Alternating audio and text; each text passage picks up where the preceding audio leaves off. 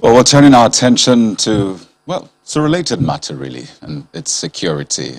Just yesterday, some background, a lecturer at this Mandamfodi University presented a paper on his research into banditry in the country, and it was titled, "I Am a Bandit, a Decade of Research in Zamfara Bandit Den." And part of the highlights of that paper was, that research paper was the fact that he says there are 120 bandits gangs, and each of them have 500 AK-47 rifles. So if you multiply that 50 by 6, that's from Zamfara to Sokoto, Katsina, Kaduna, Kebbi, and Niger. You can do the math, right? 500 times 6, and then 120 gangs. That's 60,000 AK-47 rifles with 120 bandit gangs in Nigeria. And that has, again, brought up a conversation around firearms. On the one hand, the proliferation, not of even light firearms, AK-47, those are heavy firearms, and what the citizens can do. Some governors saying, protect yourself. Some saying, you might need to arm yourself. Or at least the interpretation which some people have gotten from that. Well, there's someone who has been working on firearms and, the kind of laws that should be amended such that the procurement of firearms is perhaps stricter, the kind of levies or the kind of punishment for acquiring firearms illegally as well was put into that. But let's speak with Honorable Adijaro Adeogun this morning. He joins us virtually on the program. He is the Deputy Chairman, House Committee on National Security and Intelligence. Thank you for joining us today, Honorable. Well, I'm sure you've seen the recent trend since we last had a conversation with you on this program. So first, let me ask, how is that amendment going at the National Assembly?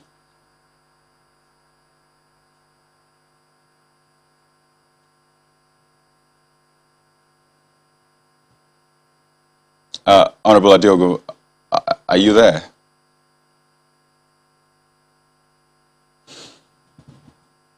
Okay, I guess we'll work on that one. Okay, can you hear me now? Oh, great. I can hear you now. Please go ahead. Thank you for having me. Like you asked, how far has the bill gone? It's gone through the second reading, and it's been referred to one or two committees. I've been in the process of reconsidering and then putting the dot and the t's together before it can be represented to the House. The process is ongoing.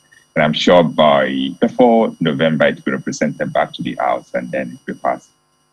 So in the context of that research paper I just referenced, 60,000 AK-47 rifles in the hands of 120 bandit gangs, how does that amendment, if it does, how does it remedy that challenge which we have, which I referenced?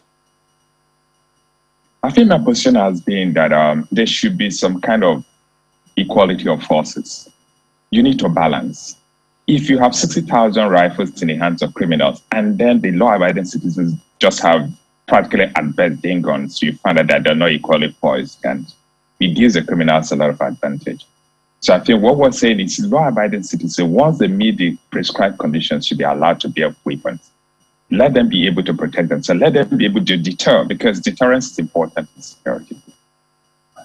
So if you could just walk us through some of the highlights of that bill. I don't want to take it for granted that our viewers are abreast of what is contained in that amendment. So in terms of acquiring firearms, the age of acquiring it, the whole process, what do you seek to achieve? What we're considering is the Firearms Act, which is F28 of the Law of Federation mentioned 2004. It's an existing act. So what we're doing is amending it to strengthen it and not, introduce certain new provisions. The law, as said now, actually allows Nigerians to bear weapons. All it does is not describe what is prohibited and what is not prohibited. So what we're amending is to provide one for the age. The previous act, the existing act, provides for 17 years and we're raising it to 18. And then now we're making surveillance much easier by requesting for a national identification number, BVN, and also for other things that make identification and surveillance easier. Then we're introducing some other things that will ensure that anyone who is licensed to bear a weapon should be trained to bear a weapon. You have to belong to a rifle club. you have to at least have proficiency certificate that's renewable every year, so that it's not like you have a weapon and you can't use it. We just feel like weapons in the hand of an untrained person is as dangerous as being in the hands of a lunatic.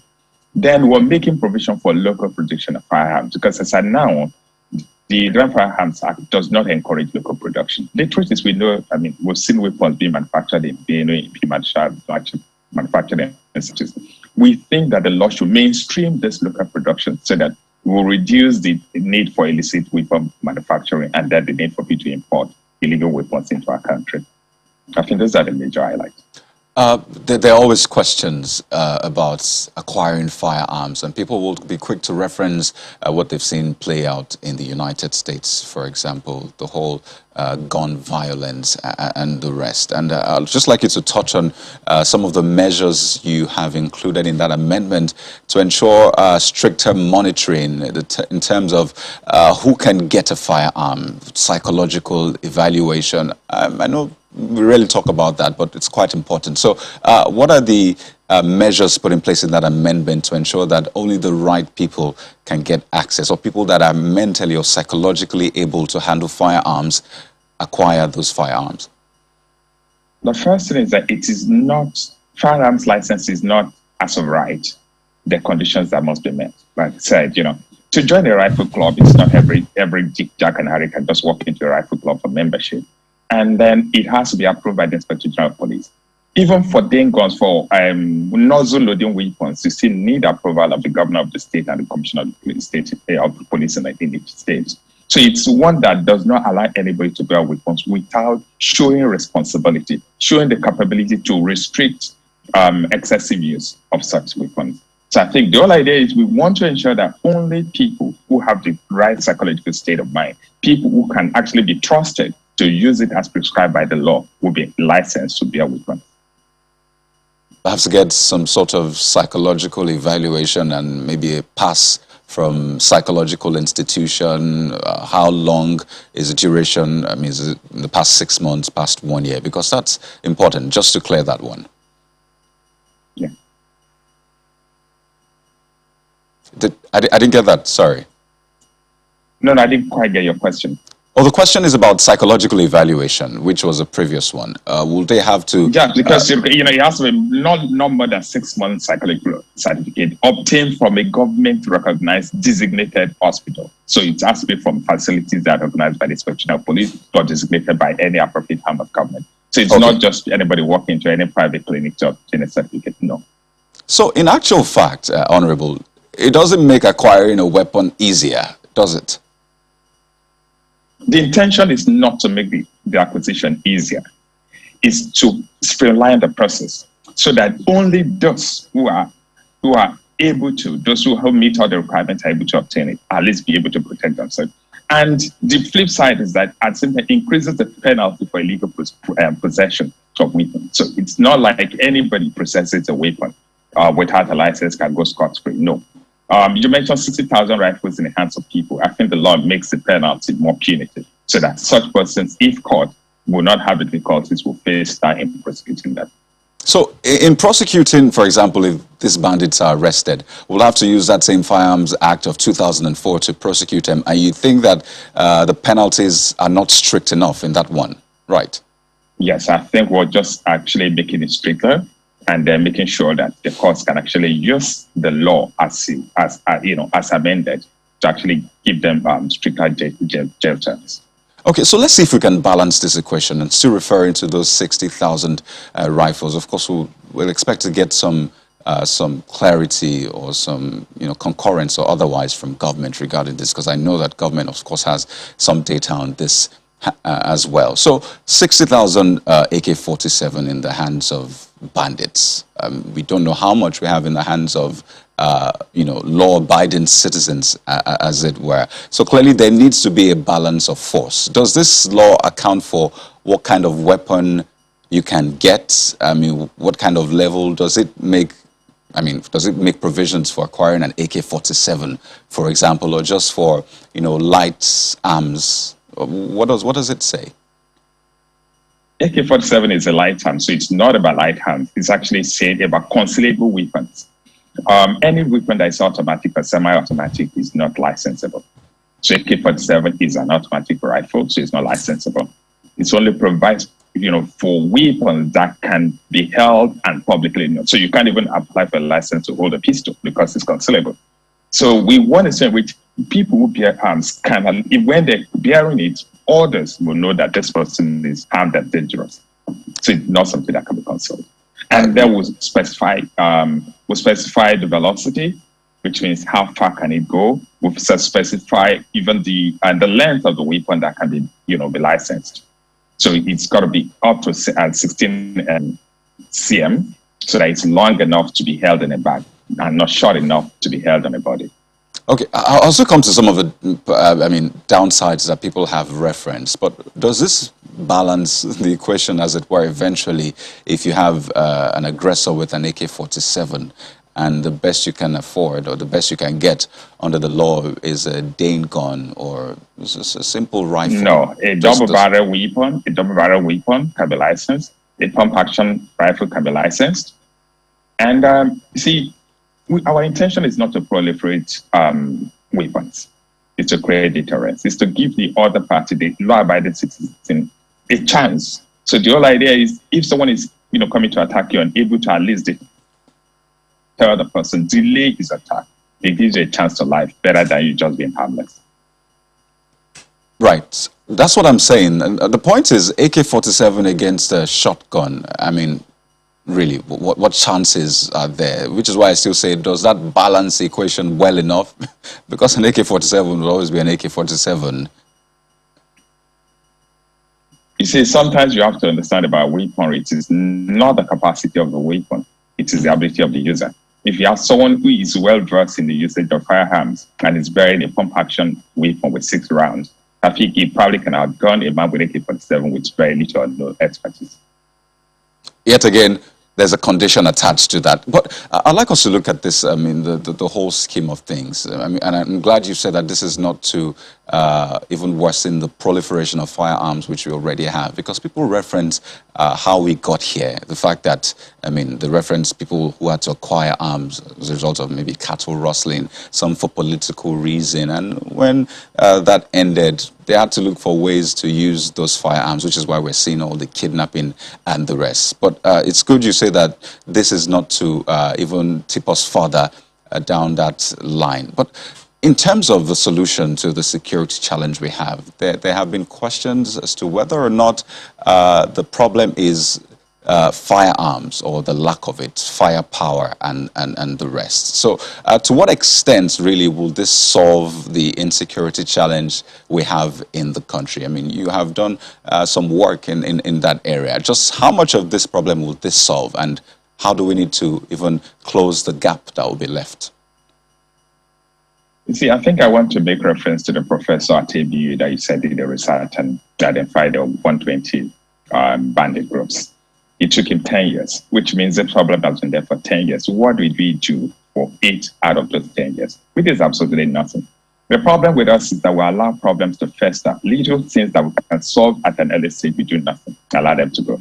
And then even when governments try to intervene, rather than confronting the bandits, what states like Zamfara, Katsina did was rather invited them to dinner and then offered to pay them on some kind of fake amnesty. So what we're doing is we escalate situations rather than solving problems. So going forward, we need to actually be proactive. Intelligence hasn't actually done enough for us in Nigeria. And where they even have intelligence, the action agencies are not acting as fast as possible. We need to take quick actions. We need to at least eliminate problems at early stages before they fester into something bigger. I think that's where we should start from. We are doing a lot now trying to, over the past few days, I think the military has been striking them in the northwest of Nigeria in Zamfara. The action should have been done like 2 years ago, when we won't require this much energy, wouldn't require this much force. So we need to actually be quicker at taking action. So what changed? Referencing what we've seen, I heard happen in Zamfara in just past few days. We didn't recruit, imagine we didn't change the whole army or the whole military, or I don't think something hugely remarkable happened, except perhaps the acquisition of the Super Tucano jet. So what quite changed with that one, such that we're seeing the results we're seeing? First, I mentioned Zamfara. Let's take Zamfara for example. Don't forget that the governor of Zamfara State actually granted them amnesty at some point. So the grant of amnesty delays the actions of the security forces. All it's basically said is, have solved the problem. So I think maybe for some reasons, the agencies themselves believe what he has done. They felt it would work, but it never worked. That should not have happened in the first instance. So I think what has changed is the political dimension to it. Moving it from what a governor can just feel like, okay, it's my state, I have a right to take decisions, even if they were the wrong decisions, to the government feeling like this has, gone bigger than you. And I know that the governor of Zamfara State himself has realized that it's bigger than him, and it's actually come to terms with the security, with the military and the police on the need to actually be sterner and taking bigger actions. Referring to, or at least seeing what played out in Zamfara, the governor of Katsina also recently coming out to say that, well, with the benefit of hindsight, maybe he will not have granted that sort of amnesty to the bandits. Seeing what has played out afterwards. And I can't help but remember that in Borno State as well, you have a lot of terrorists, or ex-terrorists this time around, surrendering. And there's been that debate about what to do with the terrorists or ex-terrorists, as the case may be. And on the back of the Katsina State governor saying, with the benefit of hindsight, maybe he'll not have granted amnesty. Are the dynamics different here? And what do you think should be done in the case of Borno, which has been the epicenter of terrorism in Nigeria? I'll advise caution. Yeah, there are two sides to it. One, the assumption is that the actions of the military in the Northeast has discouraged, has made the area inhabitable for terrorists, and that's why they're coming out. But the truth is, even where they come out, do you just pat them in the back and thank them for surrendering their weapons, or do you actually let them face the full wrath of the law? A criminal is a criminal. It's like someone robs or kidnaps or kills someone, and then it comes out and says, okay, I'm no longer doing it. Nigeria is not a church. It's only the church that can forgive. Nigeria as a state should not forgive criminality. It should actually let the law take the decision. So what's happening in Borno State is that we adopted the wrong approach. And the truth is, we will set in place another role of the dice. These guys are going to come out. I've had cause to interact with young people, in some part of the country, people who said that the weapon is like a pen. The journalist does not drop his pen unless he's given that means of livelihood. So the man with a weapon will never drop his weapon unless it's found that means of livelihood, because that's the only thing they know how to do. That's the only way they know how to make money. They're not going to leave it. So, just welcoming them back because they said, what is the proof that they have actually not changed strategy? We need to be more careful. I was just a little curious as to how, I don't know whether you're optimistic about regulation. When you look at how our regulatory agencies have run a number of schemes that are really important to us, that has to do largely with identity, for instance, a driver's license, national identity card, and a number of other schemes. How optimistic are you that with regulation we can get gun ownership right? I don't know. Okay, the question I ask is what is the alternative? Should we just hold our hands and do nothing? We need to look at what BVN has done to the banking sector. You have to look at what NIM is doing. They haven't been perfect, but it streamlines everything. Before, people could have 10,000 bank accounts and then they can't be linked together. With BVN, they can be linked now. And I think the same thing that BVN has done to the banking sector is what regulation can do to weapons control. Yeah, because you've also talked about getting psychological evaluation in a place where, documents can be forged. COVID-19 tests, as, mandatory as they were and as scrutinized as they were, and, in terms of even standardization, what was required of us and what was required by other countries, we continue to put our foot down. But still, people have found a way to forge, in some instances, things that are mandatory. How do you think that we're going to get round, making people do the right things if really we're going to go down this route of gun ownership and looking at how vital, this is, because we're talking about lives here? I think, part of the problem we have in Nigeria is over-dependence on paper. Now, if you go to a medical doctor that's approved by government and it issues a certificate online directly to the agency, directly to the authorities, there'll be no need to forge because it's paperless. Nobody gets to know what's written. So we need to actually move beyond this paper thing that allows forgery to move into one to which actually deal with authorities using communications, using availability of the internet. I'm glad that you're thinking through a lot of the loopholes, because there are definitely questions that will arise. Would you say that it would be permissible for Nigerians to, say, carry their guns about, say, for instance, those who are traveling by road and maybe they say they have the fear of kidnappers, would it be permissible for them to have their guns on them, or should they just keep them at home? No, your weapon should be like your laptop. Anywhere you're going, you go with it. It's for protection, so you don't know where you could be attacked, so you should be able to protect yourself anyway. You don't see it as a potential problem? I see it as deterring anyway. Let everybody who has a weapon be able to bear their weapon anywhere they're going. Even if you be on a plane, submit it the same way government agents are able to submit their weapons when they're getting on aircraft. Now, it shouldn't be a problem. You see, where the problem arises is where people conceal, where it's not known that you're bearing it. If you're bearing it, if you're carrying it on the road and you get a police checkpoint and they're able to show that you're licensed, to show that you're generally licensed to bear the weapon, it won't be a problem. What's the sense of having a weapon if it's in your bedroom and then you're attacked along Lagos-Ibadan Expressway? It's worthless then.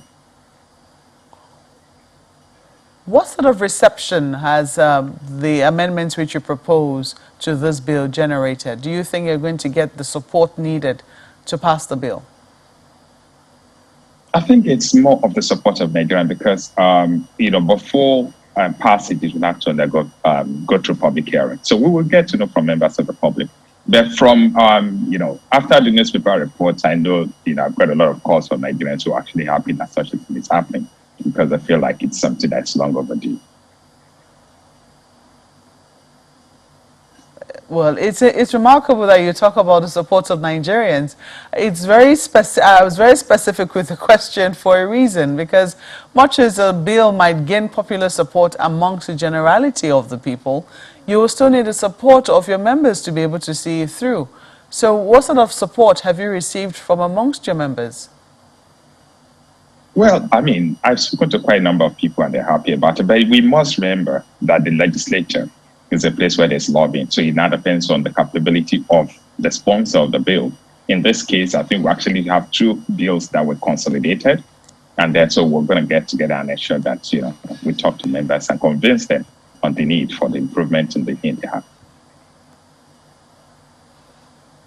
Well, we'll see how things eventually pan out on the floor of the House and also in general the National Assembly, because we do know that, as Kaide did point out, when it's passed in the House, you will still need concurrence from the Senate. But we have to thank you very much at this point for coming on the program this morning. Honorable Adejoro Adeogun is the Deputy Chairman, House Committee on National Security and Intelligence. Well, let's take some of your mails. Thank you once again for coming on the program.